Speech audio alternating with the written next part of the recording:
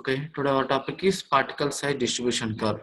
So particle size distribution curve ఎలా వస్తుంది అంటే ముందు అసలు దీని డెఫినేషన్ ఏంటంటే it represents the distribution of particles of different size in soil mass. అంటే ఒక సాయిల్ మాస్ తీసుకున్నప్పుడు అందులో రకరకాల పార్టికల్స్ ఉంటాయి. రకరకాల పార్టికల్స్ కి ఒక్కొక్క పార్టికల్స్ ఇంత రేంజ్ అని ఉంటాయి. సో మనం ఏ పార్టికల్ సాయిల్ మొత్తాన్ని మనం సేవ్ చేసి ఏ ఏ పార్టికల్స్ ఎంతెంత డిస్టెన్స్ లో ఎంతెంత క్వాంటిటీ ఉన్నాయో మనం వాటన్నిటిని పర్సెంటేజ్ ఫైనల్ ద్వారా క్యాలిక్యులేట్ చేసి ఏ పార్టికల్స్ ఎంతెంత రేంజ్ లో ఉన్నాయి అన్ని పార్టికల్స్ అన్ని ఒకవైపు పర్సెంటేజ్ ఫైనల్ అంతా ఒకవైపు వేస్తే మనకు ఒక కర్వ్ వస్తుంది. ఆ కర్వే పార్టికల్స్ డిస్ట్రిబ్యూషన్ కర్వ్. ఏ పార్టికల్స్ ఎంతెంత క్వాంటిటీలో డిస్ట్రిబ్యూట్ చేస్తున్నామో ఎంత క్వాంటిటీలో ఉన్నాయో మనం డిస్ట్రిబ్యూట్ చేయగలిగేదే ఈ పార్టికల్ సైజ్ డిస్ట్రిబ్యూషన్ కర్వ్. ఓకేనా, అదండి. Okay, next one. సో అయితే మీకు జనరల్ గా తెలిసి ఉంటుంది పార్టికల్ సైజ్ డిస్ట్రిబ్యూషన్ కర్వ్ అంటే. సో ఈ పార్టికల్ సైజ్ డిస్ట్రిబ్యూషన్ కర్వ్ ఎలా వస్తుంది అంటే, పార్టికల్ సైజ్ డిస్ట్రిబ్యూషన్ కర్వ్ ఎలా వస్తుందంటే మనం ఇంత ముందు చెప్పుకున్నటువంటి first one particle size analysis లో first one grain size analysis ఉంది. అందులో గ్రెయిన్ సైజ్ అనాలిసిస్ లో ఫస్ట్ సీవ్ అనాలిసిస్ ఉంది, నెక్స్ట్ సెడిమెంటేషన్ అనాలిసిస్ ఉంది. ఇలా సీవ్ అనాలిసిస్ సెడిమెంటేషన్ అనాలిసిస్ లో మనకి different types of particles different percentage లో మనకి ఎక్కడెక్కడ ఎంతెంత పర్సంటేజ్ వచ్చాయో మనం క్యూములేటివ్ పర్సంటేజ్ ఫైనల్ అని ఒక P1, C1, N1 ఇట్లా క్యాలిక్యులేట్ చేసి ఒక పారాగ్రాఫ్ లో చెప్పాను. అలా మనం ఈ పర్సెంటేజ్ ఫైవ్ లో క్యాలిక్యులేట్ చేస్తాం. అట్లా మనకి డిస్ట్రిబ్యూషన్ కర్వ్ అనేది వస్తుంది. ఎలా ఈ డిస్ట్రిబ్యూషన్ కర్వ్ ఎలా వస్తుంది, ఎలా డిస్ట్రిబ్యూషన్ ఆఫ్ పార్టికల్స్ ఎలా వస్తున్నాయి అంటే మనం సివి అనాలిసిస్ సెడిమెంటేషన్ అనాలిసిస్ లో చేసినప్పుడు ఏ ఏ పార్టికల్స్ ఎంతెంత వచ్చాయో మనం వాటన్నిటిని ఈ పర్సెంటేజ్ ఫైనల్ ఆర్డర్ లో ఇక్కడ వేస్తూ ఏ పార్టికల్స్ ఎక్కడెక్కడ వేస్తామో ఆటోమేటిక్ గా మనకు కర్వ్ వస్తుంది. అయితే ఈ కర్వ్ ని డ్రా చేయడానికి నార్మల్ గ్రాఫ్ సరిపోదు, సెమీ లాగ్ గ్రాఫ్ కావాలి. ఎందుకు అంటే ఇక్కడ మనకి పార్టికల్ సైజు రేంజ్ అనేది ఎక్కడి నుంచి ఉంటుందంటే మనం జనరల్ గా సియు అనాలిసిస్ 80 mm నుంచి స్టార్ట్ అవుతుంది. 80 mm నుంచి up to 75 micron below size వరకు మనం ఈ సియు అనాలిసిస్ సెడిమెంటేషన్ అనాలిసిస్ ద్వారా చేస్తాం. సో అంటే నుంచి 0.001 అంటే మీకు ఆ గ్రాఫ్ సరిపోదు కాబట్టి, నార్మల్ గ్రాఫ్ సరిపోదు కాబట్టి సెమీ లాగ్ గ్రాఫ్ అయితే మీకు ఈజీగా ఉంటుంది. అలా మీకు చేసుకోవడానికి ఇక్కడ ఈజీగా ఉంటుంది. అట్లా మీకు ఒక్కొక్క గ్రాఫ్ కర్వ్ ఇలా యూజ్ అవుతుంది. ఓకేనా. సో సెమీలాగ్ గ్రాఫే యూజ్ అవుతుంది. సో ఈ సెమీలాగ్ గ్రాఫ్‌ని కూడా 2 రకాలు ఎలాగైనా యూజ్ చేయొచ్చు. ఇక్కడ particle size 10 mm, 1 mm, 0.1 mm, 0.101 mm ఇట్లా ఉంది. ఈ ఆర్డర్‌లో అయినా డ్రా చేసుకోవచ్చు. మీరు పార్టికల్ సైజ్‌ని ఇచ్చుకోవచ్చు. లేదా ఇటు నుంచి 0.01 mm, 0.1 mm, 0.1 mm, 1 mm, 10 mm ఇలా పార్టికల్ సైజ్‌ని ఇంక్రీజింగ్ ఆర్డర్‌లో పెట్టుకోవచ్చు. లేదా డిక్రీజింగ్ ఆర్డర్‌లో పెట్టుకోవచ్చు. పర్సెంటేజ్ ఫైండర్ మాత్రం వెర్టికల్ యాక్సిస్‌లో పెట్టుకోవాలి. ఎప్పుడైనా డిపెండెంట్ మాత్రం ఈ కింద డిపెండెంట్ ఎప్పుడు పైన వేయాలి, ఇండిపెండెంట్ ఎప్పుడైనా కింద వేయాలి. ఇలా మనం చేస్తాం. ఇక్కడ మీకు మాక్సిమం చూడండి, ఇక్కడ 75 మైక్రాన్ వరకు ఉంటుంది పార్టికల్ సైజెస్. జనరల్‌గా ఈ లోపు ఉంటాయి ఇక్కడ పార్టికల్ సైజెస్. సో దీన్ని మనం జనరల్‌గా సీఎం అనాలిసిస్ చేస్తాం. ఈ 75 మైక్రాన్ అంటే 0.1 తర్వాత నెక్స్ట్ ఏముంటుందంటే 75 మైక్రాన్ పార్టికల్ సైజెస్ ఉంటాయి. సో ఆ రేంజ్ బిలో ఉన్న వాటన్నిటిని మనం జనరల్‌గా హైడ్రోమీటర్ అనాలిసిస్ అంటే సెడిమెంటేషన్ అనాలిసిస్‌లో హైడ్రోమీటర్ ఉంది, పిప్పెడ్ మెథడ్ ఉంది. సో మీరు పిప్పెడ్ అయితే ఎక్కువ టైం పడుతుంది కాబట్టి, హైడ్రోమీటర్ అయితే కొంచెం ఫాస్ట్‌గా అవుతుంది కాబట్టి జనరల్‌గా హైడ్రోమీటర్ యూజ్ చేస్తుంటారు. ఇదే అండి. ఓకేనా. సో అయితే దీనివల్ల యూజ్ ఏంటంటే it gives the distribution of particles of different sizes in a soil mass. Okay, next one. అయితే ఇక్కడ మెయిన్ ప్రాబ్లమ్ ఏంటంటే ఈ పార్టికల్ సైజ్ డిస్ట్రిబ్యూషన్ కర్వ్ అనేది బేస్డ్ ఆన్ ఈ కర్వ్‌ని రిప్రజెంట్ చేసి మనకు ఒక గ్రాఫ్ వచ్చింది. అంటే మనం ఈ సాయిల్ తీసుకున్నప్పుడు ఈ పార్టికల్ సైజ్‌ని ఒకవైపు పర్సెంటేజ్ ఫైండ్ ఒకది వైపు తీసుకుంటే మనకు కర్వ్ వస్తుంది. ఈ కర్వ్‌ని బట్టి మనకి ఏ టైప్ ఆఫ్ సాయిల్ ఇది, ఏ టైప్ ఆఫ్ సాయిల్ ఈ ఈ ఈ టైప్ ఆఫ్ కర్వ్ వస్తే మనం ఈ సాయిల్‌ని దేనికి యూజ్ చేసుకోవచ్చు, ఈ టైప్ ఆఫ్ కర్వ్ వస్తే దేనికి యూజ్ చేసుకోవచ్చు, ఈ టైప్ ఆఫ్ కర్వ్ వస్తే ఎలా యూజ్ అవుతుందని ఉంటుందండి. అలా మనం ఈ ఈ యొక్క గ్రాఫ్‌ని యూజ్ చేసి మనం ఆ సాయిల్‌ని ఐడెంటిఫై చేయొచ్చు. సో దానికి మనం దానికి ఏ టైప్ ఆఫ్ సాయిల్ అంటే గ్రేడింగ్ ఇట్లా మనం ఫస్ట్ ర్యాంక్, సెకండ్ ర్యాంక్ ఎలా అయితే ఇస్తామో ఈ సాయిల్స్ కూడా గ్రేడింగ్ ఇస్తాం. ఎలా ఇస్తామంటే grading of soils. The distribution of particles of different size in a soil mass is called grading. So ఆ డిస్ట్రిబ్యూషన్ ఆఫ్ పార్టికల్స్ అంటేనే ఈ distribution curve. So distribution curve యొక్క కర్వ్‌ని బేస్ చేసి మనం ఆటోమేటిక్‌గా ఆ సాయిల్‌కి గ్రేడింగ్ ఇస్తాం. అయితే the grading of soil can be determined from the particle size distribution curve. So ఈ డిస్ట్రిబ్యూషన్ కర్వ్ నుంచి మనకి ఆ సాయిల్ గ్రేడింగ్ ఇస్తాం. సో జనరల్‌గా మెయిన్‌గా ఇక్కడ 3 డయాగ్రామ్స్ ఉన్నాయి. సో ఈ 3 డయాగ్రామ్స్ ప్రకారంగా మనకు 3 కర్వ్స్ వస్తాయి. So well graded soil, poorly graded soil, or uniformly graded soil, or gap graded soil. ఓకేనా. ఇలా రకరకాలుగా ఉంటాయి. So first one well graded soil. Well graded soil అంటే వెల్ గ్రేడెడ్ అని ఇక్కడ కనిపిస్తున్నప్పుడు ఇది చూసుకోండి. ఇది సేమ్ ఉంటుంది ఇక్కడ. ఇక్కడ పెద్ద సైజ్ పార్టికల్స్ ఉన్నాయి. దాన్ని రీప్లేస్ చేస్తే ఇంకొంచెం చిన్న పార్టికల్స్ ఉన్నాయి. వీటి మధ్యలో ఇంకొంచెం స్మాల్ పార్టికల్స్ ఉన్నాయి. వాటిని రీప్లేస్ చేస్తూ అక్కడక్కడ ఇంకా మైనర్ పార్టికల్స్ కూడా ఉన్నాయి. చిన్నయి అంటే కనపడనంత పార్టికల్స్ కూడా ఉన్నాయి.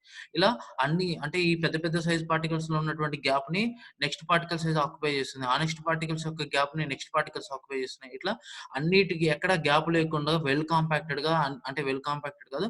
అన్ని ఎక్కడ గ్యాప్ లేకుండా ఉంటుంది కాబట్టి ఎక్కువగా మొత్తం ఫుల్‌గా ప్యాక్ అయి ఉంటుంది కాబట్టి ఎక్కువ లోడ్ బేర్ చేస్తుంది. ఎక్కువ స్ట్రెంత్ ఉంటుంది కాబట్టి సో దీన్ని వెల్ గ్రేడెడ్ సాయిల్ అంటాం. సో ఎందుకంటే ఏదైనా లోడ్ అప్లై చేసినా ఏం కాకుండా స్ట్రాంగ్‌గా ఉంటుంది. అందుకే వెల్ గ్రేడెడ్ సాయిల్ అంటాం. So all particles different sizes, different proportions ఉంటే దాన్ని వెల్ గ్రేడెడ్ సాయిల్ అంటాం. ఇక్కడ చూడండి ఇది వెల్ గ్రేడెడ్ సాయిల్. సో దీన్ని ఈ కర్వ్ ఎలా ఉంటుందంటే రఫ్‌గా చెప్తే ఒక ఎస్ కర్వ్ లాగా ఉంటుంది. ఎస్ షేప్‌లో ఫ్లాట్ ఎస్ కర్వ్. ఓకేనా? ఇలా ఎస్ కర్వ్‌లో ఇగో ఇక్కడ చూడండి ఎస్ లాగా ఫార్మ్ అవుతుంది ఇట్లా. దీన్ని ఫ్లాట్ కర్వ్, ఎస్ కర్వ్ అంటాం. ఓకేనా? అయితే ఇక్కడ చూడండి ఇగో ఇప్పుడు ఇక్కడ ఈ ఈ 0.01 పార్టికల్ సైజ్ పార్టికల్స్ ఉన్నాయి. 0.1 పార్టికల్స్ ఉన్నాయి ఇక్కడ. అండ్ 1 పార్టికల్ సైజెస్ ఉన్నాయి. 10 పార్టికల్ సైజెస్ ఉన్నాయి. ఇంకా 80 ఆర్ 90 పార్టికల్ సైజెస్ కూడా ఉన్నాయి. ఇలా అన్ని ఏరియాస్‌ని, అన్ని పార్టికల్స్‌ని కవర్ చేస్తుంది కాబట్టి ఈ గ్రాఫ్ స్టార్టింగ్ నుంచి ఎండింగ్ వరకు అన్ని పార్టికల్స్ ఉన్నాయి కాబట్టి సో దీన్ని వెల్ గ్రేడెడ్ సాయిల్ అంటాం. So the well graded soil means it occupies different types of particles with different proportions. ఓకేనా? అది. Next one uniform graded or poorly graded soil అంటాం జనరల్‌గా. యూనిఫార్మ్ అంటాము లేదా పూర్లీ గ్రేడెడ్ సాయిల్ అంటాం.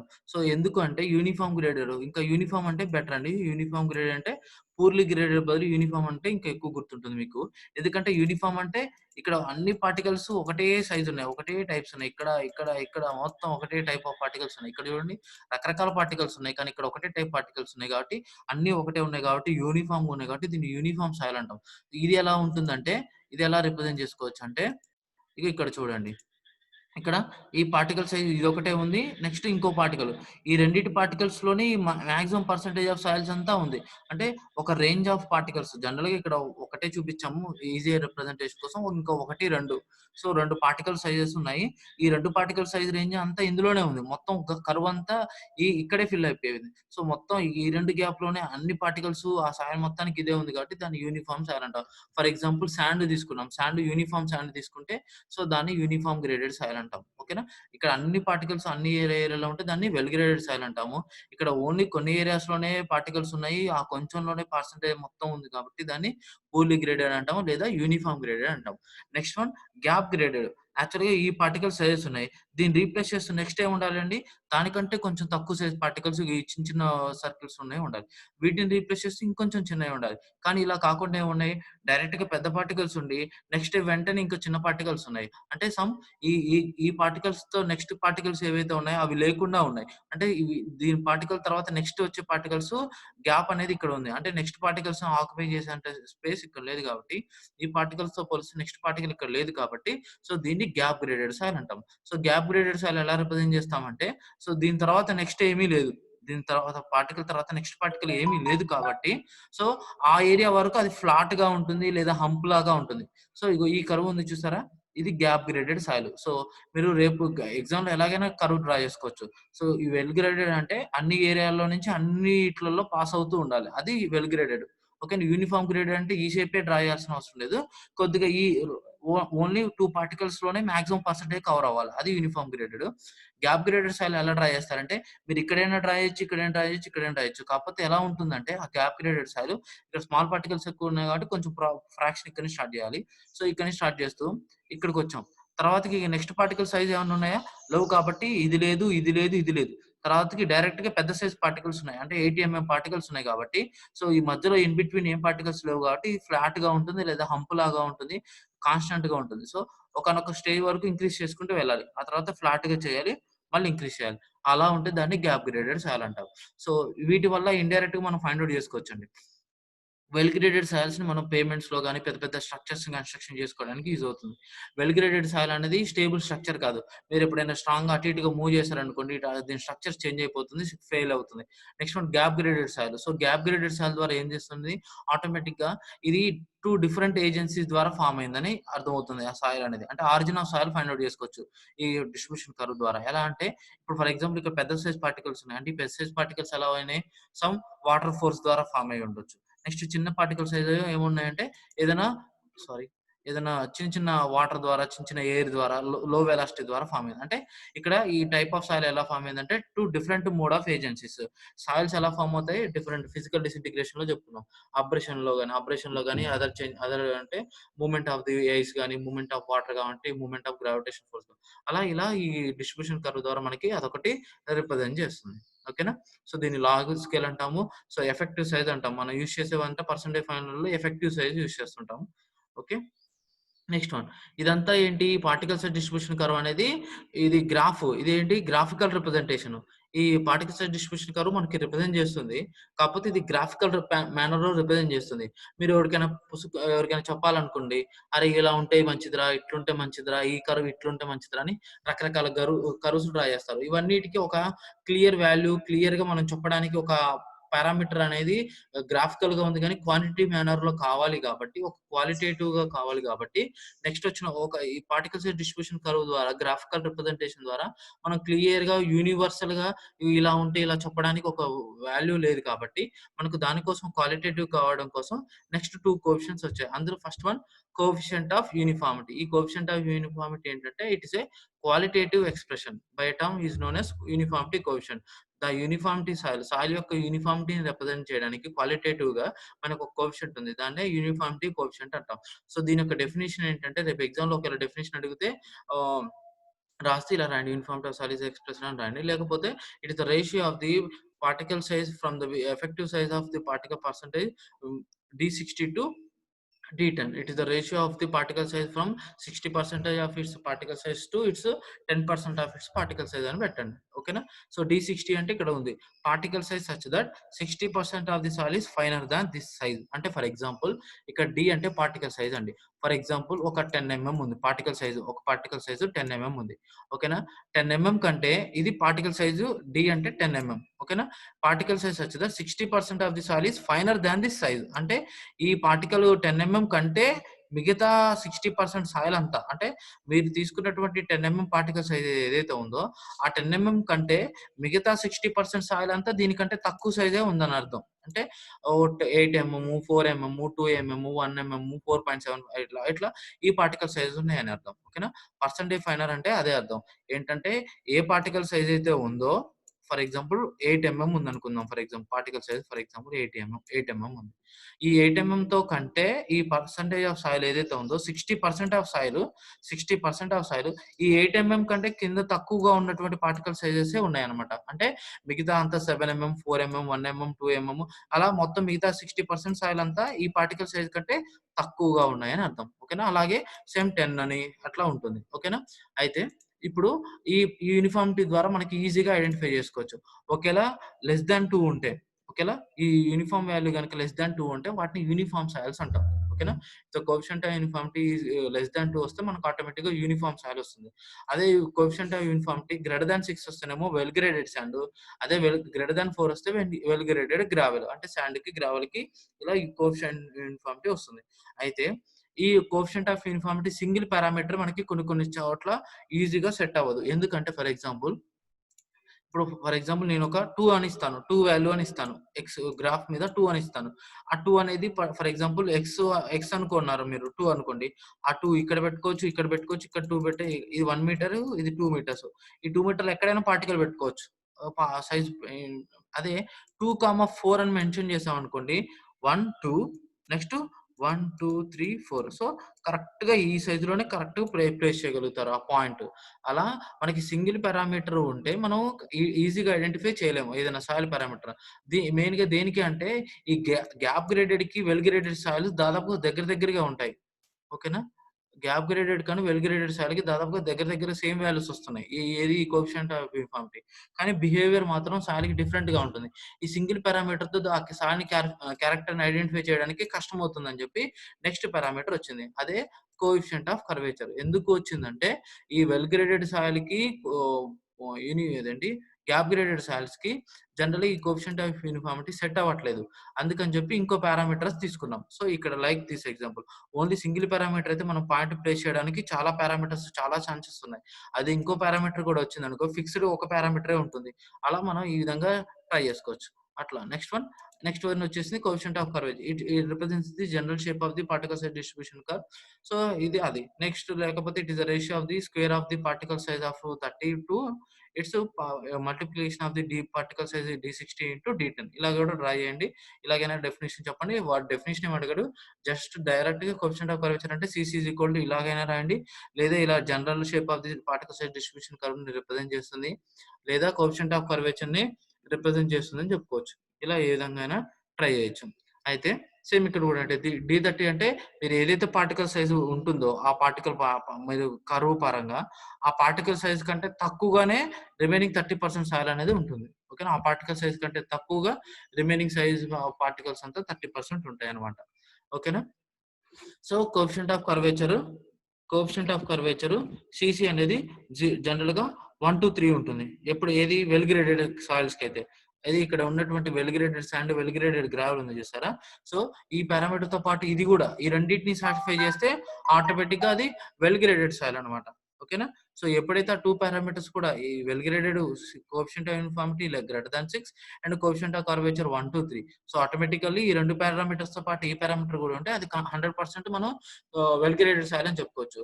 లేదనుకుంటే అప్పుడు ఏం చెప్పుకోవచ్చు, అది గ్యాప్ గ్రేడెడ్ సాయిల్ అని చెప్పుకోవచ్చు. ఏది కోఎఫిషియంట్ కర్వేచర్ వాల్యూ ఈ గ్యాప్ లో లేదు, బట్ వాల్యూస్ మాత్రం ఏం చూపిస్తుంది అంటే అప్పుడు ఆ సాయిల్ అనేది గ్యాప్ గ్రేడెడ్ సాయిల్ గా డిసైడ్ చేసుకో. ఇలా మనకి ఈ రెండు పారామీటర్స్ యూజ్ అవుతాయి. ఓకేనా? Next one shape of the particles. So ఇది యాక్చువల్ గా మీకు మొన్న చెప్పానో లేదో గుర్తులేదు. సో మనం ఇండెక్స్ ప్రాపర్టీస్ లో మెయిన్ గా 2 పారామీటర్స్ ఉన్నాయి. సో ఇండెక్స్ ప్రాపర్టీస్ లో 2 పారామీటర్స్ ఉన్నాయి. అందులో మనం ఇండెక్స్ ప్రాపర్టీస్ లో చాలా ఉన్నాయి. పార్టికల్ సైజ్ ఉంది, వాటర్ కంటెంట్ ఉంది, రిలేటివ్ డెన్సిటీ అట్లా ఉన్నాయి. సో పార్టికల్ సైజ్ లో అగైన్ మనం అగ్రిగేట్ ప్రాపర్టీ ఉంది, ఇండివిజువల్ పార్టికల్ సైజెస్ ఉంది. దాంతో పాటు ఇంకోటి షేప్ ఆఫ్ పార్టికల్ కూడా ఉంది. ఓకేనా? So next one shape of the particles. So engineering properties main గా ఈ షేప్ ఆఫ్ పార్టికల్ దేనికి డిసైడ్ చేసుకోవాలంటే engineering properties of soil of course grained soils depend upon the shape of the particles. So course grained soils ఏదైతే ఉన్నాయో ఆ course grained soils యొక్క engineering properties find out చేసేటప్పుడు ఈ షేప్ ఆఫ్ ది పార్టికల్స్ కూడా main గా key role play చేస్తుంది అనమాట. సో దానికోసం ఈ షేప్ ని ఫైండ్ అవుట్ చేయడానికి మనకి షేప్ ఫైండ్ అవుట్ చేయడము చాలా ఇంపార్టెంట్. షేప్ ఫైండ్ అవుట్ చేయడం కి రకరకాల పారామీటర్స్ ఉన్నాయి. ఓకేనా? సో షేప్ ఫైండ్ అవుట్ చేయడం చాలా ఇంపార్టెంట్. అయితే ఈ టైప్ ఆఫ్ సాయిల్స్ ని బల్కీ గ్రెయిన్స్ అంటామండి. బల్కీ గ్రెయిన్స్ అంటే షేప్ ఆఫ్ ది పార్టికల్స్ లో బల్కీ టైప్ ఉంటాయి, ఫ్లాకీ షేప్ ఉంటుంది, కొన్ని పార్టికల్స్ కి బల్కీ షేప్ ఉంటుంది. బల్కీ షేప్ అని ఎప్పుడు అంటామంటే పార్టికల్ సైజ్, ఫర్ ఎగ్జాంపుల్ ఇది పార్టికల్ సైజ్ అనుకోండి, దీనికి ఎటువైపు చూసినా లెంత్ ఉంటుంది, విడ్త్ ఉంటుంది, థిక్నెస్ ఉంటుంది. సో లెంత్, బ్రెడ్త్, థిక్నెస్ అన్ని వైపులా అన్ని డైమెన్షన్ లో చూడడానికి ఒక బాల్ లాగా అన్ని పారామీటర్స్ అన్ని వైపులా మీకు దాని యొక్క ఎలా తీసుకున్నా మీకు 3 డైమెన్షన్స్ లో దాని యొక్క పార్టికల్ సైజ్ అనేది ఉంటుంది. అలా ఉంటే దాన్ని జనరల్ ఈ టైప్ ఆఫ్ స్ట్రక్చర్ అనేది కోర్స్ గ్రెయిన్డ్ సాయిల్స్ కి ఉంటుంది. ఎస్పెషల్ గా కోహెషన్లెస్ సాయిల్స్ అంటే పార్టికల్ శాండ్ గానీ గ్రావెల్ గానీ ఈ టైప్ పారామీటర్స్ ఉంటుంది. And also it support heavy loads under static conditions only. ఎందుకంటే పార్టికల్ సైజ్ చాలా గట్టిగా ఉంటాయి. ఒకదానికొకటి గ్రావిటేషన్ కాంటాక్ట్ అనేది కోజన్ ఫోర్సెస్ ఉండదు. డైరెక్ట్ గా గ్రావిటేషన్ ఫోర్స్ డైరెక్ట్ గా ఫ్రిక్షనల్ ఫోర్స్ ఉంటుంది కాబట్టి స్టాటిక్ లోడ్స్ బాగా బేర్ చేయగలుగుతుంది. బట్ ఎప్పుడైతే వైబ్రేషన్స్ చేంజెస్ వచ్చినా కానీ వైబ్రేషన్స్ ప్లేస్ చేసినా ఆటోమేటిక్ లార్జ్ సెటిల్మెంట్స్ అక్కడ అవుతాయి. ఎందుకంటే ఫర్ ఎగ్జాంపుల్ ఏదైనా సాయిల్ ఇలా ఉందనుకోండి, ఇలా యూనిఫామ్ గా ఉంది. సో పైనుంచి స్టాటిక్ లోడ్స్ అంటే నార్మల్ లోడ్స్ అప్లై చేస్తే మొత్తం స్ట్రాంగ్ గానే ఉంటుంది. కానీ ఎవరైనా వచ్చి సైడ్ నుంచి పుష్ చేసినా లేకపోతే సైడ్ నుంచి వైబ్రేషన్స్ క్రియేట్ చేసినా ఆటోమేటిక్ గా ఇవి గుండ్రంగా ఉంటాయి కాబట్టి ఒకదాని మీద ఒకటి ఈజీగా మూవ్ అవుతుంది కాబట్టి ఆటోమేటిక్ ఇలా ఉన్న షేప్ కాస్త ఇలా చేంజ్ అయిపోతుంది. ఇక్కడ ఉన్న వాయిడ్ రేషియో కాస్త ఇక్కడ వాయిడ్ రేషియో తగ్గిపోతుంది. ఆటోమేటిక్ గా సెటిల్మెంట్స్ కానీ ఇలా రకరకాల ప్రాబ్లమ్స్ అనేవి వస్తాయి. సో ఈ బల్కీ గ్రెయిన్స్ వల్ల ప్రాబ్లం ఏంటి, యూనిఫామ్ గా అంటే సర్క్యులర్ షేప్ లో ఉన్నటువంటి బల్కీ గ్రెయిన్స్ కి ఈ ప్రాబ్లం ఉంటుంది. సో లార్జ్ హెవీ లోడ్స్ ని తీసుకుంటుంది. ఎప్పుడు స్టాటిక్ కండిషన్స్ లో అంటే స్టాటిక్ లోడ్స్ అయితే తీసుకుంటుంది, కానీ వైబ్రేషన్ టైప్ లోడ్స్ అయితే మాత్రం తీసుకోలేదు. Next one flaky grains. Next shape of the particles లో వచ్చేసి ఏంటంటే ఫ్లాకీ గ్రెయిన్స్ ఉన్నాయి. ఫ్లాకీ గ్రెయిన్స్ అంటే ఏంటంటే ఇది ఓన్లీ 2 డైమెన్షన్స్ ఉంటుంది అనమాట. ఇంకో థర్డ్ డైమెన్షన్ ఉంటుంది. ఇప్పుడు చూడండి, ఈ డైరెక్షన్ లో సైజ్ ఉంది, నెక్స్ట్ ఈ డైరెక్షన్ లో సైజ్ ఉంది, కానీ థిక్నెస్ లో చాలా తక్కువగా ఉంది. ఓకేనా? ఈ లెంత్ బ్రెడ్త్ తో పోలిస్తే థిక్నెస్ చాలా తక్కువగా ఉంది. సో లైక్ ఫ్లాకీ పార్టికల్స్ అంటాము. దీనికి మనం జనరల్ గా ఏముంటాయంటే క్లే పార్టికల్స్ ఇలా ఉంటాయండి. క్లే పార్టికల్స్ రియలిస్టిక్ గా చూస్తే సన్నగా ఇలా ఉంటాయి. క్లే పార్టికల్స్ మీకు డబ్బాలుగా యూనిఫామ్‌గా చూపించాను చూసారా? ఇది ఫ్లక్యులేటర్ స్ట్రక్చర్స్‌లో, ఇది ఫ్లక్యులేటర్ స్ట్రక్చర్‌లో ఇలా ఈ విధంగా ఉంటుందని. సో, బట్ ఎగ్జాక్ట్‌గా అలా కాకుండా ఈ విధంగా ఉంటాయి. కొంచెం రిప్రజెంటేషన్ కోసం ఈ విధంగా ప్రొవైడ్ చేసుకుంటాం. సో, ఫ్లాకీ గ్రెయిన్స్ అంటే లెంత్, బ్రెడ్త్ ఉంటుంది గానీ థిక్‌నెస్ ఉండదు. సో, వీటిని ఫ్లాకీ గ్రెయిన్స్ అంటాము. సో, ఒక సింపుల్‌గా చెప్పాలంటే ఈ ప్రాక్టికల్స్ ఎలా ఉంటాయంటే ఒక బుక్ ఉందనుకోండి. ఆ బుక్‌లో పేపర్స్ ఎలాగైతే ఒకదాని మీద ఒకటి ఎలాగైతే ఉంటాయో, ఈ ఫ్లాకీ పార్టికల్స్ కూడా అట్రాక్టివ్ ఫోర్సెస్ ఉండడం, ఒకదానికొకటి అటాచ్ అయ్యి, ఒకదానికొకటి స్ట్రాంగ్‌గా ఇట్లా ఒకదానికొకటి అతుక్కొని ఒక పేపర్ లాగా అటాచ్ అయ్యి ఉంటాయి. ఓకేనా? Flaky particles are highly compressible. ఎందుకంటే ఇవి ఒకదానికొకటి జస్ట్ లూజ్‌గా అటాచ్ అయ్యి ఉంటాయి. పైనుంచి ఏదైనా లోడ్ అప్లై చేసామనుకోండి, దీని నుంచి లోడ్ అప్లై చేస్తే ఒక బుక్ ఉంది. బుక్‌ని పైనుంచి కింద నుంచి కంప్రెసివ్ ఫోర్స్ అప్లై చేస్తే అది పల్చగా అతక్కపోయి ఇంకొంచెం స్ట్రాంగ్‌గా ఇంకొంచెం దగ్గరికి వచ్చేస్తుంది. సో, లూజ్‌గా ఒక పార్టికల్ ఈ ఫ్లాకీ పార్టికల్స్ యాక్చువల్‌గా ఇలా ఉంటాయి. సో, వాటిని మనం ఏం చేస్తున్నామంటే ఇలా ఉంటుంది. ఇట్లా దగ్గరికొచ్చేస్తాయి. ఓకేనా? ఇలా. ఓకేనా. సో, ఫ్లాకీ పార్టికల్స్ జనరల్‌గా కోర్సివ్ సాయిల్స్‌కుంటాయి. అందులో ఫైన్ గ్రెయిన్డ్ సాయిల్స్‌కుంటాయి. So, flaky particles are highly compressible. Highly compressible ఎందుకంటే పైన లోడ్ అప్లై చేస్తే బాగా తొందరగా కంప్రెస్ అయిపోతాయి. But these are opposite to bulky grains. అపోజిట్‌గా బల్కీ గ్రెయిన్స్. అంటే ఎలా అంటే స్టాటిక్ కండిషన్స్‌కి ఎక్కువ సపోర్ట్ చేయదు. ఎందుకంటే ఎంత లోడ్ పడితే అంత కాంపాక్ట్ అవుతూ ఉంటుంది సాయిల్ మీద. ఎంత లోడ్ ఎక్కువ పడితే ఎంత లోడ్ ఎక్కువ పడుతుంటే అంత కాంపాక్ట్ అవుతూ ఉంటుంది సాయిల్. కానీ సైడ్ నుంచి పుష్ చేస్తున్నాం అనుకోండి, మీరొక పేపర్‌లున్నాయి. మీకు ఒక పెద్ద ఎక్స్‌పెరిమెంట్స్ ఉంటాయి లైట్‌గా. మీరు చిన్నప్పుడు పేపర్ మీదేసి చేసి ఇట్లా సినిమాలాగా యాడ్ చేసుంటారు. అట్లా పేపర్ మీద ఫోల్డ్ చేసి ఆ పేపర్‌ని లాగితే రాదండి. ఫ్రిక్షను ఎక్కువగా ఉంటుంది. మీరు 2, 3 పేపర్‌లు పెట్టి ఒక పేపరు 3, 4 పేపర్స్ పెట్టి మధ్యలో పేపర్ లాగడానికి ట్రై చేయండి. అంత ఈజీగా రాదు. సో, అలా మనకి ఏమవుతుందంటే ఈ విధంగా మనకి ఏమంటారు వైబ్రేషన్స్ గాని, static conditions like side movements కానీ ఇలాంటివి ఏమన్నా ఉంటే అవంత యాక్టివేట్ అవ్వవు. అంటే ఆహ్, ఏమంటారు స్టాటిక్ లోడ్స్ ఎక్కువ బేర్ చేస్తుంది. బట్ స్టాటిక్ లోడ్స్ ఎక్కువ బేర్ చేయలేదు. అంటే సెటిల్మెంట్స్ ఎక్కువ అక్కర్ అవుతాయి. బట్ వైబ్రేషన్స్‌లో కానీ, సైడ్ నుంచి ఏదైనా ఫోర్సెస్ యాక్ట్ చేసినా గానీ ఇది స్ట్రాంగ్‌గా ఉంటుంది. సో, దీనికి అపోజిట్ అది దానర్థం. సో, ఇక్కడేమో support heavy loads under static conditions. But ఇక్కడ అసలు స్టాటిక్ కండిషన్స్‌లో లోడ్స్‌ని ఎక్కువ బేర్ చేయదు. అదే ఇక్కడ వైబ్రేషన్స్‌లో మాత్రం ఇది ఎక్కువ తీసుకోలేదు. బట్ ఫ్లాకీ గ్రెయిన్స్ తీసుకుంటుంది. అయితే the shape of the coarse grain పార్టికల్స్‌కి రకరకాల షేప్స్ ఉన్నాయండి. Based on shape of the particles మెయిన్‌గా 3 టైప్స్ క్లియర్ చేశారు. అందులో ఒకటి స్పెరిసిటీ. ఓకే. స్పెరిసిటీకి representative symbol S. So, sphericity అంటే ఏంటంటే ఇది ratio of the equivalent diameter of the particle size to its length of the diameter. ఓకేనా? Equivalent to diameter of the its particle size to its length of the equivalent diameter. So, sphericity అంటే ఇదే. దీని definition ఎవరైనా అడిగినా ఈ shape of the particles గురించి అంటే ముందు బల్కీ గ్రెయిన్స్ గురించి, ఫ్లాకీ గ్రెయిన్స్ గురించి రాయాలి. రాసిన తర్వాత నెక్స్ట్ టైప్స్ ఆఫ్ షేప్స్ ఎలా ఉంటాయంటే బేస్డ్ ఆన్ 3 పారామీటర్స్ మీద ఉన్నాయి. ఓకేనా? అయితే స్పెరికల్ పార్టికల్స్‌ని బేస్ చేసి ఏమవుతాయి easy in construction, fracture is less. ఇవన్నీ చూడడానికి వెల్ గ్రేడెడ్‌గా, యూనిఫార్మ్‌గా ఉంటాయి కాబట్టి, ఎక్కడ షార్ప్‌గా బయటికి వచ్చినటువంటి ఏమి ఉండవు కాబట్టి, అవి మనం వాడేటప్పుడు గాని ఏమి అరగడాలు ఏమి ఉండవు కాబట్టి, వాటి ఫ్రాక్చర్ అనేది చాలా తక్కువగా ఉంటుంది. అంటే ఈజీగా బ్రేక్ అవ్వవు. అంటే ఈ పార్టికల్ చుట్టూ అన్ని వైపుల డైమెన్షన్స్ సేమ్ ఉంటాయి కాబట్టి, కింద పడ్డా ఏం కాదు. సపోజ్ ఇలా షార్ప్ ఎడ్జెస్ ఉన్నాయనుకోండి, మీరు ఏదైనా ఒక క్యూబ్ లాంటి ఏదైనా ఐటెమ్ మీ ఇంట్లో ఉందనుకోండి. దాన్ని ఎత్తేస్తే ఈ ఎడ్జెస్ ఉన్నవి పగిలిపోతాయి. మెయిన్‌గా ఫస్ట్ ఈ కార్నర్సే పగిలిపోతాయి. అలా. కానీ ఇక్కడ పార్టికల్ గుండ్రంగా ఉంటుంది కాబట్టి ఆటోమేటిక్‌గా అంత ఈజీగా ఫ్రాక్చర్ అనేది జరగదు. ఓకేనా? Next one flatness. ఫ్లాట్‌నెస్ ఎలా రిప్రజెంట్ చేస్తారంటే width to thickness or length to thickness. ఇలా ఈ విధంగా రిప్రజెంట్ చేస్తారు. ఈ వీటి వల్ల ఏమవుతుందంటే అంటే ఫ్లాట్‌నెస్ పెరిగినా గాని, ఎలాంగేషన్ పెరిగినా గాని. ఓకేనా? ఫ్లాట్‌నెస్ పెరిగినా, ఎలాంగేషన్ ఎంత ఎక్కువగా ఉంటే ఫ్రాక్చర్ అనేది అంత ఎక్కువగా ఉంటుంది. ఓకేనా? ఫ్లాట్‌నెస్ ఆర్ ఎలాంగేషన్ ఇది ఎంత ఎక్కువగా ఉంటే ఫ్రాక్చర్ అలా అంత ఎక్కువగా ఉంటుంది. సో, వీటిని మనం కన్‌స్ట్రక్షన్‌లో యూజ్ చేయలేం. ఓకేనా? అంటే ఫర్ ఎగ్జాంపుల్ ఇప్పుడు మీరు పెద్ద చాక్ పీస్ ఉందనుకోండి. పొడుగు చాక్ పీసు దాన్ని ఈజీగా తుంపగలరు. ఓకేనా? పెద్ద చాక్ పీస్ గాని, పెద్ద పొడుగు ఐరన్ రాడ్ ఉందనుకోండి. దాన్ని ఈజీగా వంచగలరు. మీ ఇంటి దగ్గర ఏదైనా ఉంటే. అదే చిన్న చాక్ పీస్ ముక్కని బ్రేక్ చేయాలన్నా గాని, చిన్న రాడ్‌ని బెండ్ చేయాలన్నా గాని చేయలేరు. సో, ఎందుకంటే ఎలాంగేషన్ లెంత్ తక్కువ ఉండేసరికి మీరు దాన్ని బెండ్ చేయడం చాలా తక్కువవుతుంది. సో, ఎంత ఎక్కువగా ఉంటే అంత ఎక్కువ ఫ్రాక్చర్ ఉంటుంది. ఎంత తక్కువగా ఉంటే అంత తక్కువగా ఫ్రాక్చర్ అనేది దానికుంటుంది. సో, ఎంత పొడుగ్గా ఉన్నాయనుకో దీని మీద లోడ్ అప్లై చేయగానే పగిలిపోతుంది పార్టికల్. ఓకేనా? అంటే పార్టికల్ పగలదు. జస్ట్ ఆ విధంగా చెప్తున్నాను. అట్లా ఫ్రాక్చర్ అనేది వీటికి ఎక్కువగా ఉంటది. ఏ టైప్ ఆఫ్ పార్టికల్స్ అయితే యూజ్ చేస్తామో, ఒకవేళ పార్టికల్స్ చాలా పొడుగ్గా ఉన్నాయనుకోండి, ఇవి లోడ్ పడగానే ఏమవుతుంది బ్రేక్ అయిపోతుంది. అలా ఉంటుంది. Next one angularity. So, based on angularity అంటే average of the radius of the corners of edges by radius of the maximum inscribed circle. So దీనికి ఎగ్జాంపుల్ మీరు జాగ్రత్తగా వినండి.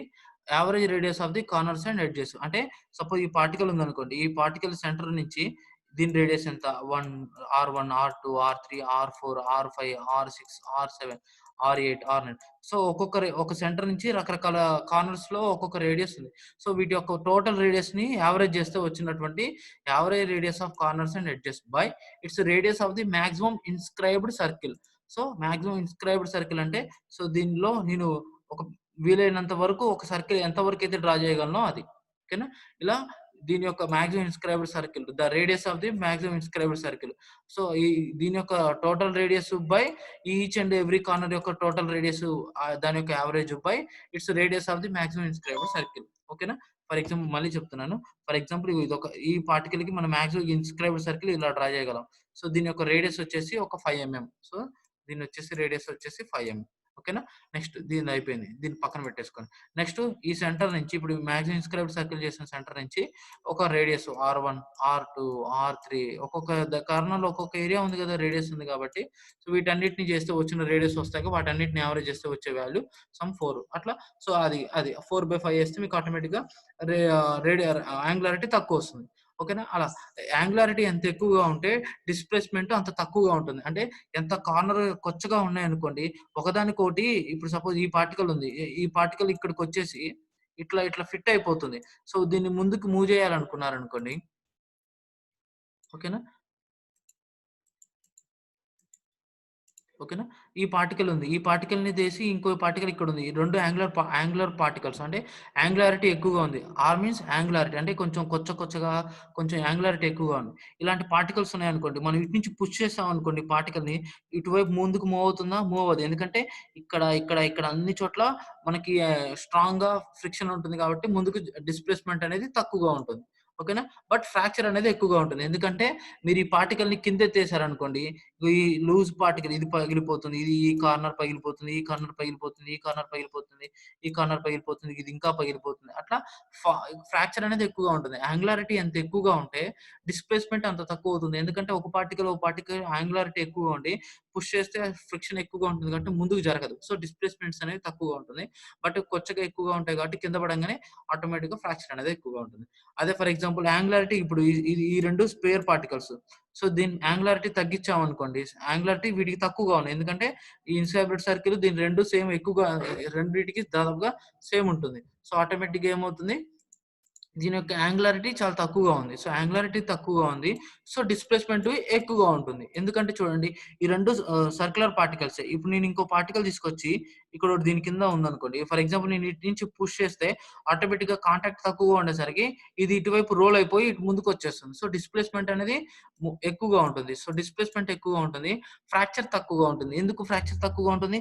ఇక్కడెక్కడ షార్ప్ ఎడ్జెస్, షార్ప్ కార్నర్స్ ఇక్కడ గాని దీనికెక్కడ గాని లేవు కాబట్టి బ్రేక్ అయ్యే ఛాన్స్ అనేది చాలా తక్కువగా ఉంటుంది. సో, ఆటోమేటిక్‌గా మనకి ఏమవుతుంది యాంగులారిటీ తక్కువ ఉండడం వల్ల ఫ్రాక్చర్ అనేది తక్కువగా ఉంటుంది. సో, మనం ఏ టైప్ ఆఫ్ పార్టికల్స్‌ని యూజ్ చేసుకునేది దేనికి డిపెండ్ అవుతుందంటే మన యొక్క ఫీల్డ్‌ని బట్టి. ఒకవేళ మీకు ల పొడుగు పార్టికల్స్ ఉంటేనేమో ఒక ప్రాబ్లమ్ ఉంటుంది. ఈ బల్కీ గ్రెయిన్ పార్టికల్స్ ఉంటేమో ఒక ప్రాబ్లమ్ ఉంటుంది. సో, బల్కీ పార్టికల్స్ ఏమవుతుందంటే మీకు సెటిల్మెంట్స్ ఎక్కువ అవుతాయి. సో, బట్ ఫ్రాక్చర్ అనేది తక్కువగా ఉంటుంది. బట్ కన్‌స్ట్రక్షన్‌లో బాగా యూజ్ చేసుకోవచ్చు. ఓకేనా? అదే యాంగులర్ పార్టికల్స్ అయితేనేమో ఫ్రిక్షనల్ రెసిస్టెన్స్, షియర్ రెసిస్టెన్స్ ఎక్కువగా ఉంటుంది. బట్ ఫ్రాక్చర్స్ అనేది కొద్దిగా ఎక్కువగా ఉంటుంది. So, based on the engineering బట్టి మనకు రకరకాల షేప్స్‌ని బట్టి మనం మనకి మన యొక్క ఫీల్డ్ కండిషన్స్ బట్టి మనకి ఏదో బెటరో తీసుకోవాలి. ఇక లాస్ట్ వన్ వచ్చేసి relative density. This is the final index property in the index properties. The relative density is the final index property of remaining. Okay. అన్నిటిలో పోలిస్తే ఈ relative density last. It is the most important index aggregate property of a close grid cell. Aggregate property. ఓకేనా? మనం starting లో second slide లో flow chart చెప్పుకున్నాం. So, ఏంటంటే index properties లో particle size and it's aggregate property, water content and specific gravity ఇంకా density అని. ఇలా మొత్తం 4 ఇండెక్స్ ప్రాపర్టీస్ ఉన్నాయి. అందులో పార్టికల్ సైజ్ ఒకటి, particle size and it's aggregate property. Particle సైజ్‌లో సివ్ అనాలిసిస్, సెడిమెంటేషన్ అనాలిసిస్ అయిపోయింది పార్టికల్ సైజ్‌లో, ఇండెక్స్ ప్రాపర్టీలో. నెక్స్ట్ ఇదే పార్టికల్ సైజ్‌లో ఇంకోటి కూడా ఉంది అగ్రిగేట్ ప్రాపర్టీ. నేను లాస్ట్‌లో చూపిస్తాను. సో, అగ్రిగేట్ ప్రాపర్టీలో వచ్చేసి ఇది రిలేటివ్ డెన్సిటీ అన్నమాట. అగ్రిగేట్ ప్రాపర్టీకి వచ్చేసి రిలేటివ్ డెన్సిటీ ఒకటి ఉంటుంది. ఇదే aggregate property fine grain soils కి అయితేనేమో లిమిట్స్, ఇండిసెస్ ఉంటాయి. ఓకేనా? అది next topic, next chapter. So aggregate property of coarse grain soils కి వచ్చేసి రిలేటివ్ డెన్సిటీ. అదే aggregate property of fine grain soils కి వచ్చేసి లిమిట్స్, ఇండిసెస్ అనేవి పారామీటర్స్ వస్తాయి. So engineering properties of a mass cohesionless soil is depend to a great extent on it relative density. ఓకేనా? So మామూలు డెన్సిటీతో పోలిస్తే రిలేటివ్ డెన్సిటీ తీసుకుంటే మనకు మంచిది. ఓకేనా? దాదాపుగా డెన్సిటీకి, స్పెసిఫిక్ గ్రావిటీ సేమ్ ఉంటుందండి. మీకు క్లియర్‌గా చెప్తే ఇప్పుడు టైం వేస్ట్ అవుతుంది గానీ, స్పెసిఫిక్ గ్రావిటీ అంటేనేమో యూనిట్ వెయిట్ ఆఫ్ వాటర్ తీసుకుంటాము. రిలేటివ్ డెన్సిటీ అంటేనేమో ఒక పారామీటర్‌కి ఇంకో పారామీటర్‌కి తీసుకుంటాం. అంటే ఫర్ ఎగ్జాంపుల్ ఒక మనిషికి, ఒక జంతువుకి తీసుకుంటేనేమో రిలేటివ్ డెన్సిటీ. ఓకేనా? అదే మనిషికి ఒక వాటర్ తీసుకుంటే స్పెసిఫిక్ గ్రావిటీ అయిపోతుంది. ఓకేనా? సేమ్ పారామీటరే పైన. కానీ కింద డినామినేటర్‌లో వాటర్ తీసుకుంటేనేమో స్పెసిఫిక్ గ్రావిటీ అవుతుంది ఆ టర్ము. అదే వేరే అదర్ దాన్ వాటర్ తీసుకుంటే దాన్ని రిలేటివ్ డెన్సిటీ అంటాం. అంటే రిలేటివ్ మీన్స్ నీతో పోలిస్తే ఇంకొకడికి, నీకు వేరే వాడికి మధ్య ఉన్నటువంటి రిలేటివ్‌నెస్, అంటే వాడికి మీకు మధ్య ఉన్న తేడా ఏంటని. ఓకేనా? సో అదే విధంగా engineering property of a mass of questions are depend upon relative density. ఏదైనా ఇంజినీరింగ్ ప్రాపర్టీస్, మనం ఉన్నటువంటి ఇంజినీరింగ్ ప్రాపర్టీస్ అనేవి ఏదైతే ఉందో ఇండెక్స్ ప్రాపర్టీస్‌తో పోలిస్తే ఇండెక్స్ ప్రాపర్టీస్‌లో ఉన్న వాటన్నిటిలో పోలిస్తే రిలేటివ్ డెన్సిటీ చాలా బెటర్. ఎందుకంటే ఈ వాయిడ్ రేషియోతో పోలిస్తే రిలేటివ్ డెన్సిటీ ఇంకా మచ్ మోర్ బెటర్ వాల్యూ వస్తుంది. సో దీనికి రిలేటివ్ డెన్సిటీ ఫార్ములా ఏంటంటే it is the ratio of the maximum void ratio to the natural void ratio by maximum void ratio it is the difference of maximum void ratio to the minimum void ratio. ఓకేనా? It is the ratio of maximum void ratio to the and it is the difference between maximum wide ratio to natural wide ratio by and to the difference of the maximum wide ratio to the minimum wide ratio ఇలా. So maximum wide ratio ఎలా వస్తుంది? Maximum wide ratio ఎప్పుడు వస్తుందంటే soil అనేది లూజెస్ట్ కండిషన్‌లో లూజ్‌గా ఉందనుకోండి. లూజ్‌గా ఉందంటే అందులో వాయిడ్స్ ఎక్కువగా ఉన్నాయి. అంటే గ్యాప్స్ ఎక్కువగా ఉన్నాయి. అంటే మీరు గట్టిగా గుద్దితే సాయిల్ వాల్యూమ్ తగ్గిపోతుంది. అంటే అందులో వాయిడ్స్ ఎక్కువగా ఉన్నాయి. సో దాన్ని లూజెస్ట్ కండిషన్ అంటాం. వాయిడ్స్ తక్కువగా ఉన్నాయంటే స్ట్రాంగ్‌గా ఉన్నట్టు, బాగా కాంపాక్ట్ అయినట్టు, బాగా డెన్స్‌గా ఉన్నట్టు. సో వాయిడ్స్ తక్కువగా ఉన్నాయంటే దాన్ని మినిమమ్ డెన్సెస్ట్ కండిషన్‌లో ఉన్నట్టు. సో మాక్సిమం వాయిడ్ రేషియోస్ ఉన్నాయంటే అది లూజెస్ట్ కండిషన్‌లో ఉన్నట్టు. సో ఇయి అంటే నేచురల్ వాటర్ రేషియో. అంటే మనం నేచురల్‌గా మనం బయట సాయిల్‌లోకి, ఫీల్డ్‌లోకెళ్ళి మనం శాంపిల్ కలెక్ట్ చేసుకున్నప్పుడు ఎంతైతే వాటర్ రేషియో వస్తుందో అది నేచురల్ వాటర్ రేషియో. ఈ maximum water ratio, minimum water ratio ఏంటంటే మాక్సిమం వాటర్ రేషియో ఎప్పుడొస్తుందంటే మనం ఆ సాయిల్‌ని తవ్వి మామూలుగా మనం ఎక్స్ట్రాక్ట్ చేస్తాం కదా! సాండ్ రీప్లేస్‌మెంట్ మెథడ్‌లో ఇలా కొన్ని కొన్ని ఏరియాలో సాండ్‌ని ఎక్స్‌కవేట్ చేస్తాం. అప్పుడు వచ్చినదేమో మాక్సిమం వాటర్ రేషియో వస్తుంది. మినిమం వాటర్ రేషియో ఎలా వస్తుందంటే మనం బాగా కాంపాక్ట్ చేసి దబిడి దిబిడి గుద్దుతాం కాబట్టి అప్పుడు బాగా సపోజ్ ఈ రిలేటివ్ డెన్సిటీ కాంపాక్టెడ్ లేయర్స్‌కి బాగా పేమెంట్ లేయర్స్‌లో ఎంత రిలేటివ్ డెన్సిటీ అచీవ్ అయిందని చేస్తాం. ఈ రిలేటివ్ డెన్సిటీ మనం ఏ ఫీల్డ్‌లో అయినా, ఎక్కడైనా సరే వాయిడ్ రేషియో ఫైండ్ ఔట్ చేయడం చాలా కష్టం. ఎందుకంటే volume of voids by volume of solids. So void ratio డైరెక్ట్‌గా ఫైండ్ ఔట్ చేయడం కష్టం కాబట్టి దీన్ని ఇండైరెక్ట్ కాలిక్యులేట్ చేయొచ్చు. ఎలా పారామీటర్స్ యూజ్ చేసి మనం ఇండైరెక్ట్‌గా డెన్సిటీ ఫైండ్ ఔట్ చేసుకో. ఈ పారామీటర్స్ ఫైండ్ ఔట్ చేస్తే డెన్సిటీస్ వస్తాయి. డెన్సిటీ ఫైండ్ ఔట్ చేయడం ఈజీ. డెన్సిటీ అంటే మాస్ బై వాల్యూమ్. డెన్సిటీ అంటే mass by volume. So mass by volume మనం కోర్ కట్టర్ మెథడ్ ద్వారా చేయొచ్చు. డెన్సిటీ ఫైండ్ ఔట్ చేయడానికి మనం సాండ్ రిప్లేస్ మెథడ్ ద్వారా చేయొచ్చు. ఓకేనా? ఇలా చేస్తాం. సో ఏ రిలేటివ్ డెన్సిటీని బేస్ చేసుకొని ఈ రిలేటివ్ డెన్సిటీ వస్తే ఈ సాయిల్ ఇలా, ఇంత వస్తే బాగా డెన్స్, ఇంత తక్కువగా వస్తే ఇలా. ఇలా మనం రిలేటివ్ డెన్సిటీ ద్వారా ఒక సాయిల్ క్యారెక్టర్‌ని డిసైడ్ చేయొచ్చు. ఈ రిలేటివ్ డెన్సిటీ ద్వారా ఇంజినీరింగ్ ప్రాపర్టీస్ డిసైడ్ అయ్యి ఉంటాయి. ఓకేనా? అది అన్నమాట. సో ఈ రిలేటివ్ డెన్సిటీ ఎలా కాలిక్యులేట్ చేసుకోవచ్చు? సాండ్ రిప్లేస్‌మెంట్ మెథడ్ ద్వారా గాని, లేదా కోర్ కట్టర్ మెథడ్ ద్వారా చేసుకోవచ్చు. వీటి గురించి ఆల్రెడీ మనం ప్రీవియస్ క్లాస్‌లో చెప్పుకున్నాము. ఓకే. అదండి.